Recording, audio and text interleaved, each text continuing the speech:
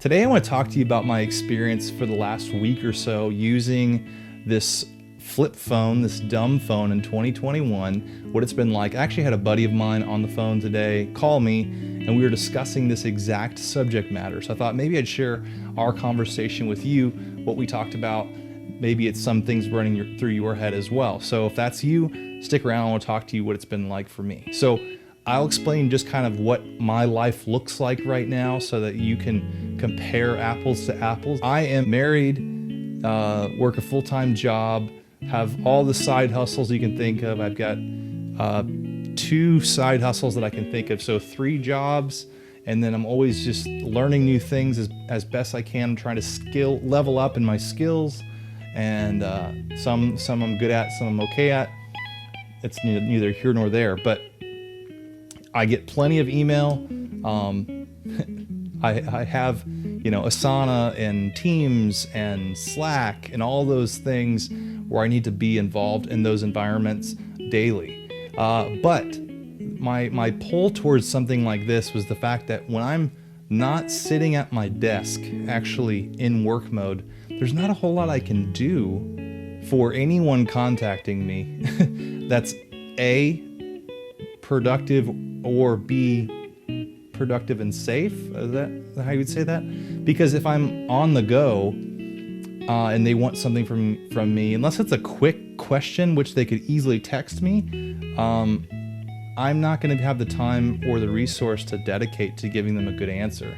And then also if it's a deliverable or something like that, again, I've never sent an email on the go where I was like super happy how that email looked later on. This may sound so vain, but I'll sometimes hit the sent button in my email to see like how much sense my emails made from that day. I don't know. I'm weird. So what's it like using the flip phone? Well, a couple of things that it just doesn't do well. One that really just got me is that it doesn't do group messaging. So if you're on a group message thread with your brothers and sisters or your family or your friends from high school or college or what have you, or even your work friends, and they send a text message, it's going to come from that one person to you specifically. So I would say if you look in the market for one of these, maybe look for that feature. That's a good thing to have in 2021, is that small of an ability, because there's already the shade from iPhone users to non-iPhone users, like the blue bubble and people being able to see if you're typing, and that type of shade is there, especially in the United States. So you're not gonna have any of the iMessage quirks and stuff, and people can usually see past that. But when you can't even get a group message, that's a little bit much. So that's my biggest hang up with this thing. Literally, that's it. Everything else it does well. It makes phone calls and texts well, just one-on-one. It does have Google Maps, which is great because I'm always getting lost. It has Google Assistant, which means you can look up random things, just like if you had a smart speaker and you wanted to ask it a question and get an answer. So if it's like, what's the weather like in, Belize, it'll tell you what that is. But it won't set a reminder, it won't set an alarm, won't interact with any of your calendars. None of those services are in this device.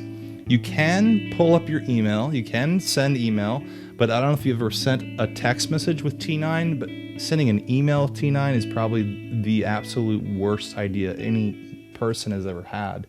So I would avoid that like the plague.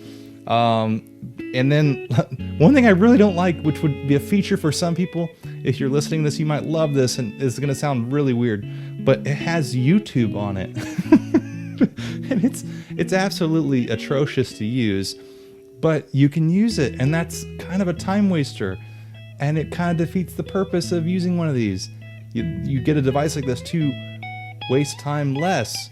Well, if you're trying to pull up these features like YouTube or the web browser or even your email, you're going to be able to do it very poorly, and it's going to take at least 3 times longer to interact with those services. So just get out of it, stay away from it. So that would be my biggest downfall for a dumb phone like this. It's a little too not dumb in that respect. The last thing I do love about it last thing I'll say about it is I love that you can use it as a hotspot. So I can still bring my iPad with me. If I do need to go work or do something, I can bring this with me and do that. Or if I need to jump on a Zoom call, I don't have to be tied to a desk. So I appreciate that piece of tech in there. It's going to drain down the battery quite a bit, so be aware. So that's kind of my take. That's what it's been like for over 7 days now using this device, what it's like. I've gotten a little bit of like, what the heck is that, from some people, but not too bad. I mean, people really don't care in this day and age what kind of phone you use, unless they're like 12. And I can tell you, I have a 12-year-old son, and he gives me so much crap about this. But everyone else has been super cool about it. So that's what it's been like. I can tell you I'm so excited to have people like my friend reach out and ask me questions about this, because that means that this content is relevant to them, and then also it might be relevant to someone else out there. So the goal of this video and any of these videos is to go, hey, maybe a person like me or a person like you can get rid of your smartphone in 2021 or evergreen, whenever you see this video. Maybe you see this video 5 years from now. Take your life back, as the folks at Lightphone would put it. Take your life back and stop using these god-awful devices, or letting these devices use you. So that's all I have for today. And let me just leave you with this. I appreciate you. I love you very much.